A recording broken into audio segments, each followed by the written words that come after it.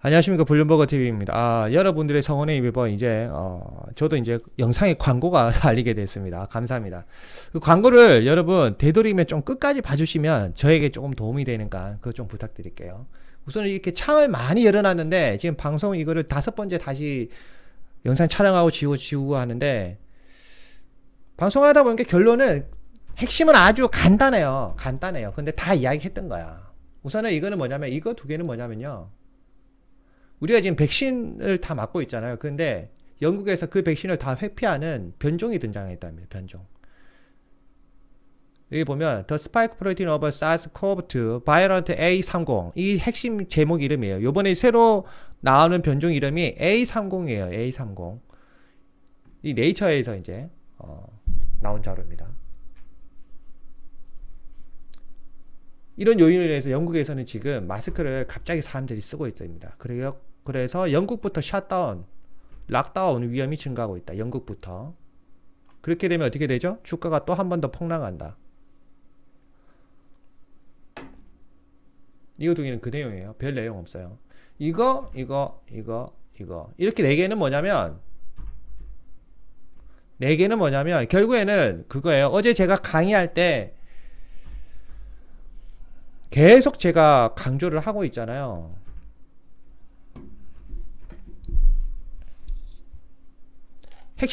최근 핵심은 그 조만친.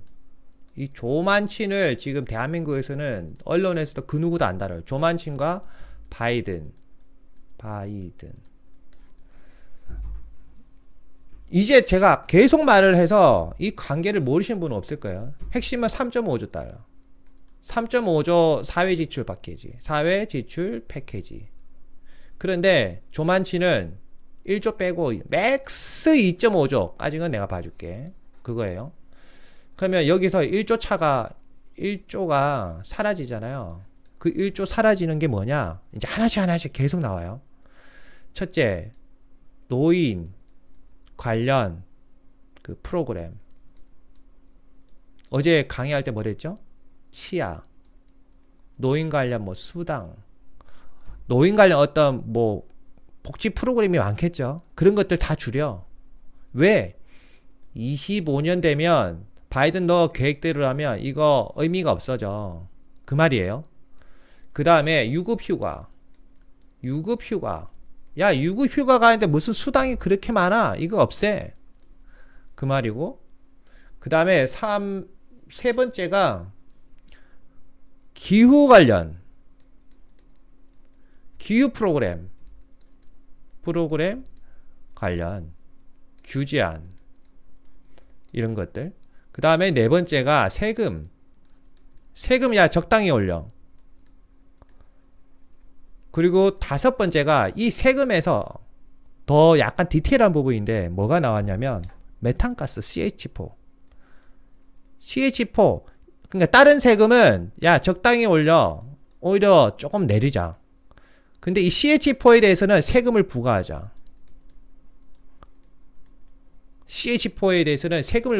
이거예요. 그러면 요 5번 CH4에 대해서 세금을 부과하자. 이게 왜 중요하냐? 이거는 다 말한 거잖아요. 그럼 여러분들이 생각해야 되는 건 이거예요. 이거. 첫 번째 3번과 5번을 먼저 생각하고 마지막에 4번을 생각하면 돼요. 왜 그럴까? 자, 3번은 기후 프로그램 관련 이거는 말 그대로 예산 배정이 너무 많이 되었다 이거예요. 예산 프로그램이. 그리고 CH4 메탄가스 하면은 가장 많이 나오는 게 메탄가스가 어디서 나오냐면 뭐 소가 방귀를 낀다 그런 것도 있지만 실제적으로 석탄에서 많이 나옵니다. 석탄에서 엄청난 유해 물질이 많이 나와요. 어차피 안 될 거 석탄 산업은 붕괴될 거 뻔하니까 조만친 의원의 주장은 뭐냐면 CH4를 많이 발생하는 그런 산업에 대해서 세금을 겁나게 부과를 하고 그 부과된 세금을 어디로 달라? 죽어가는 조만친 의원의 지역구인 웨스트 버지니아를 위해 일부 떼달라. 웨스트 버지니아. 그런 의도입니다. 아주 똑똑한 거죠. 어차피 안 되는 거, 석탄 산업이 주인 웨스트 버지니아 주는 석탄 산업을 어차피 못 할 거, 차라리 그러면 그건 인정을 할게. 그런데 다른 산업 분야에서 CH4에 대한 메탄가스에 대한 세금을 부과하고 그 부과된 세금을 어디로 달라? 지역구 살리는 데 달라. 그게 어디야? 웨스트 버지니아. 이 주장을 하고 있습니다. 조만 지나면. 근데 바이든 대통령은 언제 떠나죠? 기후협약 COP 26. 이 기후협약이 실제로 시행되는 게 11월 6일인가. 하여튼 조사하면 나와요. 하여튼 11월 초까지 해요. 하는데 바이든 대통령이 언제 미국을 떠나냐면 10월 28일경에 떠나십니다. 미국을. 그러면 바이든 책상 위에 이 합의한 서류가 올라가야 되겠죠? 언제까지? 오늘까지. 상식적으로 맞잖아요. 오늘까지 이 서류가 올라가야 사인을 할 거 아니에요. 이렇게. 사인을 할 거 아니에요. 사인을 하면 집행이 되는 거잖아요. 맞죠? 그러면 현실적으로 프로세스상 이게 과연 가능할까요? 내일까지? 오늘 합의가 될까요? 오늘? 하루 남았는데? 1일 남았는데 이게 합의가 될까요? 합의가 100% 안 돼요. 100%. 그래서 주가가 내리는 거란 말이에요. 주가가. 갑자기 내리죠? 예? 테슬라도 어제 제가 알려드렸다시피 고점 찍고 마지막 영망치 한 번 더 나오고 기간 매물 쏟아진다. 기간 매물 쏟아진다. 그럴 수밖에 없는 이유 말씀드렸죠. 그럼 이게 주가가 올라갈까요? 제가 생각할 때는 이거 100% 통과 안 되니까 그러면은 COP26 이 회담을 끝나고 미국으로 다시 바이든 대통령이 돌아오는 시점인 대략 11월 한 7일 이때부터 주가가 다시 올라갈 거라고 저는 생각합니다. 그 전에 뭐 악재도 있을 거고 호재도 있겠지만 우선은 큰 흐름은 11월 7일까지는 반등하기가 조금 힘든 그런 시나리오가 나오고 있습니다. 자, 이 부분 이제 다들 아시겠죠? 그 내용이에요. 이거 이제 바이든 대통령이 떠난다. COP26 기후협약에 대해서 나와 있는 자료들이에요. 네이처요. 이것도 다 번역해서 보니까 뭐 결국에는 메탄가스 CH4를 줄여야 된다. CH4는 열 음직력이 이산화탄소보다 24배나 높다. 그래서 온난화의 주범이다. 그런 내용들입니다. 여기 잠시만요. 그런 내용 여기 있네요. 25배 높다. 그러네요. 그래서 줄여야 된다. 이산화탄소보다 열을 가두는 잠재력이 25배나 높다. 메탄가스를 줘야 돼. 메탄가스. 근데 더 웃긴 건 이 메탄가스를 줄이자는 협약을 한 이 미국이 오히려 그 수치값을 여기 보시면 그 수치값에 미치지 못하고 있다. 어디서 조사를 했냐? UN 보고서에서. 여기 나오죠. 미국이 지켜야 되는데 미국이 안 지키고 있다. 너희부터 지켜라 이 말이에요.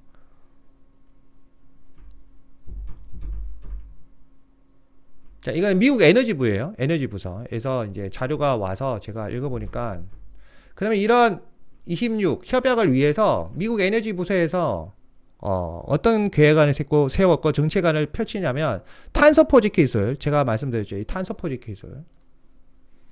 그럼 탄소 포집 기술 관련주가 또 있겠죠.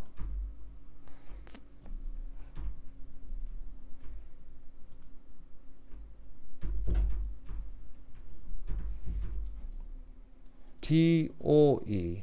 이게 아마 미국 에너지 부서예요. 미국 에너지부. 여기서 가면 COP26에서 미국에 제공한 수치값이 있을 거 아니에요. 그것을 맞추기 위해서 이 에너지부에서 정책적으로 나온 정책안이 이 뭐냐? 탄소 포집하겠다.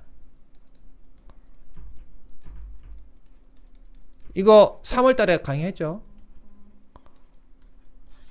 탄소 포집 기술. 이 기술력에 돈이 얼마가 들어갈 거냐? 1450만 달러.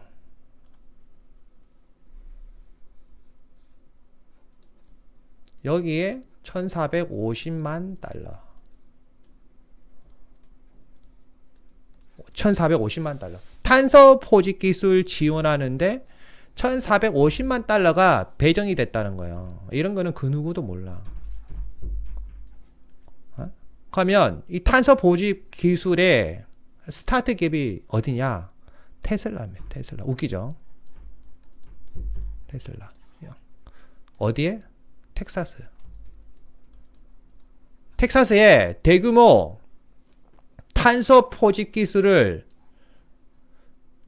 이용해서 탄소를 포집하기 위한 어떤 그런 그 공장이라고 해야 되나? 그 섹터가 있어요, 부지가. 이 테슬라는 어떻게 보면 일론 머스크는 천재예요, 천재. 주가가 이렇게 내려가려고 하면 브레이크를 걸어서 다시 반등 치도록 하는 것들이 다 준비가 돼 있어요. 3월 달부터 다 강했죠. 탄소 포집 기술. 그러면 탄소 포집 관련주를 한번 체크를 해보세요. 탄소 포집 관련주. 탄소 포집 관련주. 1450만 달러. 정확하게 26일 자료죠. 이거 제가 이제 번역기를 돌려서 그렇지 원래 다 영문이에요, 여러분. 보기 좋으라고 이불 적한 거예요. 이게 원문 자료예요, 원문 자료. 이거 다 읽어드릴 필요는 없겠죠. 핵심만 알면 되니까. 탄소 포집 관련주. 자, 그 다음에는 이제 미국 연준이 사이트에 들어가시면 이렇게 주간 경제 지수가 다 나옵니다. 이거를 제가 보여드린 거예요. 딱 봐도 뭐죠? 꺾였다. 꺾였다. 맞죠? 꺾였다. 딱 봐도 꺾였다. 이게 핵심이고. 그 다음에 비트코인 관련 제가 말씀을 드리겠습니다. 이제 마스터카드에서 암호화폐 서비스 지원을 공식화했다고 합니다. 마일리지 제도 등에 우선 도입한다. 이제는 그 누구도 이제 비트코인이 사회 현상에 미치는 그런 부분들을 무시할 사람은 아무도 없다고 생각합니다. 예전에 사기꾼이니 이랬는데 그게 이제 우리 삶과 함께 이제 지속적으로 가는 거죠. 코인 하시는 분은 이거 참고하시면 될 것 같고. 자, 그 다음에 이겁니다, 여러분. 기간지는 이거 이포크 타임즈고 수십 년 만에 가장 큰 연준이 오류를 했다. 일시적 인플레, 부정적 위험이 다가오고 있다. 그러니까 이제 곧 터질 날이 얼마 안 남았다. 그런 내용이에요. 그럼 이 기사의 핵심은 뭐냐면 아까 읽어보니까 11월 핵심만 알면 되잖아요. 핵심만. 저 기사의 핵심이 뭐냐면 11월 2일에서 3일 FOMC 발표가 있습니다, 여러분. 주식 캘린더 보시면 나와요. 이렇게 해서 이 발표가 있어요. 근데 그 발표가 4일인가? 그래요. 이때부터 주식은 본격적으로 꼬라박 박습니다. 100%. 저는 100%라고 생각해요, 이거는. 당연히 제가 투자한 주식도 이제 하락하겠죠. 이때 어떤 내용이 나오냐? 테이퍼링. 테이퍼링 이야기를 100% 할 거예요. 아시겠죠? 제가 미리 알려드려요.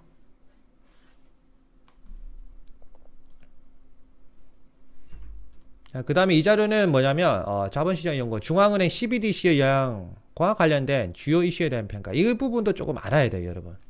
이거 저번에 제가 한번 강의를 한 것 같은데 큰 흐름만 우선은 제가 알려드릴게요. 우선 이 부분만 읽어드릴게요. CBDC 도입은 금융경제 환경에 다각적인 변화를 올 수 있다.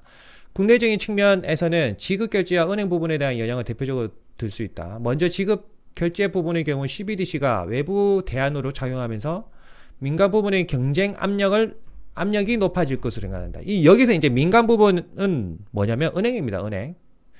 은행의 경쟁 압력이 높아진다. 즉 은행의 어떤 사회적 입지가 사라진다. 제가 강의했죠. 이때까지는 정부가 은행에 화폐를 공급해라라고 이제 간접적인 개념으로 시장을 이렇게 이끌어갔다면 앞으로는 은행의 역할은 사라지고 정부 주도의 금융 시스템이 글로벌적으로 다 흘러갑니다. 그런 것이 신사회주의고요. 하지만 다른 한편으로는 민간을 보완하면서 스마트 계약 기반의 결제 등 새로운 지급결제 산업 성장에 기여할 수 있을 것으로 평가된다. 다음으로 은행 부분의 경우 이자, 여기가 중요해요 여러분. 이자 지급형 CBDC가 있어요. 운용 시 CBDC가 예금을 대체하여 은행의 금융중개 기능이 약화될 것으로 우려되고, 이게 무슨 말이냐면 은행에 우리가 돈을 넣으면 이자가 붙잖아요. 이자가. 그런 식으로 우리가 가지고 있는 예를 들어 1,000원이 있어. 은행에 1,000원을 넣으면 1원이 붙는다고 가정할 때 이 1,000원을 한국은행 CBDC로 바꿔서 CBDC로 가지고 있으면 이자가 보태야 되는 게 자본시장의 논리가 아니냐 이겁니다. 국가에서 생각할 때 여러 가지 시나리오를 봤을 때는.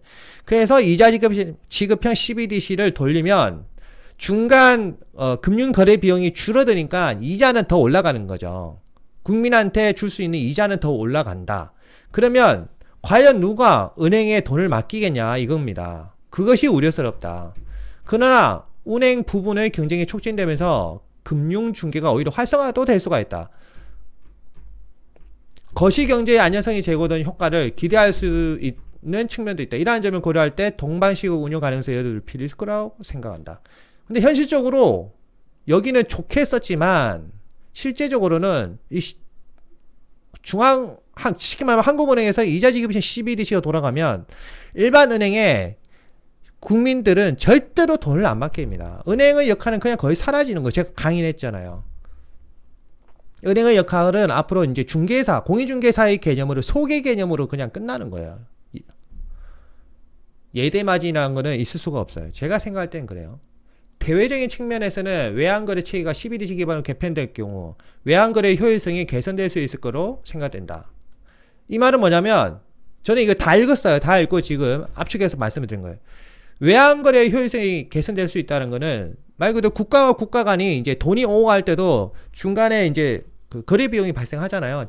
0.001%라도. 근데 그런 것들이 이제 CBDC 기반이면 디지털 개념이기 때문에 다 줄어들고 디지털 개념이기 때문에 언제든지 클릭 한 번으로 돈이 오고 갈 수가 있다는 거죠. 급할 때는 스왑 거래로 달러를 빌릴 수도 있고, 그 다음에 원화를 다른 나라에 필리핀에 빌려줄 수도 있고, 이런 개념으로 원활하게 돈이 오고 갈 수 있는 이 효율성이 개선될 수 있을 것으로 기대된다. 그런데 이거는 장점이지만 단점이 이제 나옵니다. 각국의 진행 상황 등을 고려할 때 실제 개편이 이루어지기까지는 많은 시간이 걸릴 것으로 예상된다. 아울러 일반 비거주자 수준까지 국내 CBDC 사용 허용된다면 자본 유출입과 환율의 변동성이 커지. 이건 뭐냐면 만약에 우리나라의 어떤 신용도, 국가 신용도가 떨어지면 이 CBDC 시스템이기 때문에 글로벌이 순식간에 자본이 빠져나간다는 거예요. 순식간에. 지금 같은 경우는 우리나라에서 달러를 빼나가려면 순서가 있잖아요. 순서가. 근데 그런 순서 따위는 필요 없고 클릭 한 번만 하면 엄청난 달러가 해외로 빠져나가 버리면 순식간에 해당국은 그냥 끝난다는 겁니다. 그런 환율 변동성이 커질 수가 있다. 그 내용이에요. 이러한 문제는 외환 정책을 반영한 정교한 설계를 통해 보완해야 할 것으로 생각된다. 이런 부분은 외환 정책을 반영해서 어떤 그 대비책을 마련해야 된다는 겁니다. 일각에서는 주요 기축통화국의 CBDC가 국제적으로 통용될 경우 달러화 현상이 심하다. 여기 나와 있죠. 하지만 거시 경제 상황이 안정적으로 유지된다면 이런 문제는 발생하지 않는다. 그겁니다. 만약에 근데 거시 경제 상황이 불안정이면 이런 상황이 터진다는 거죠. 즉 부동산을 보시더라도 여러분들,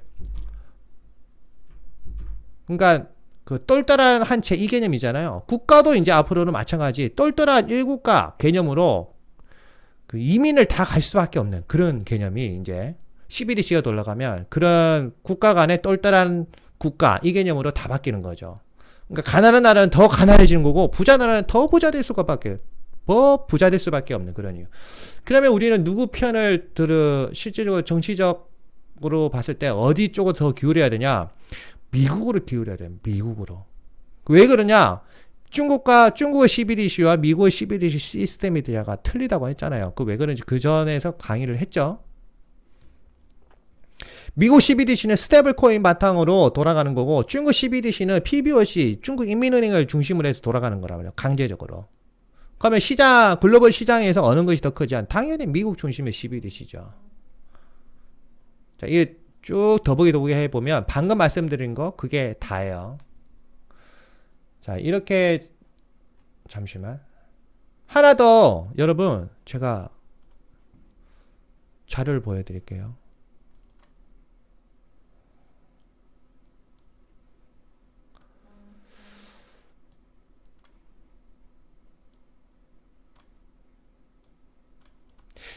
이거는 뭐냐면 미국의 프레드릭이라는 곳입니다. 프레드릭이란 정치 베팅 사이트가 있어요. 프레드릭.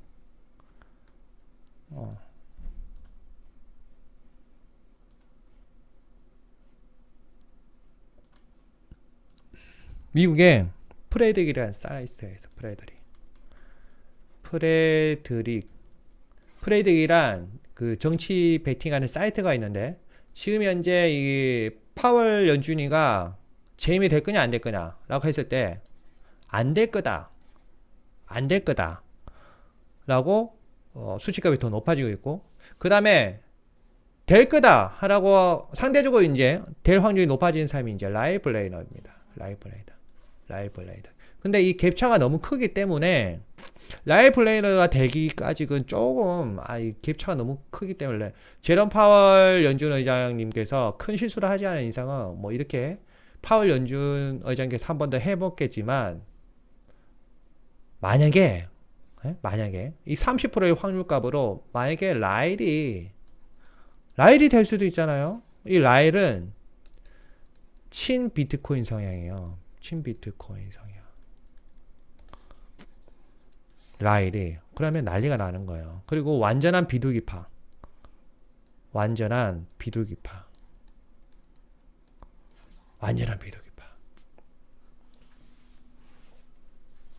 이해가 되시죠?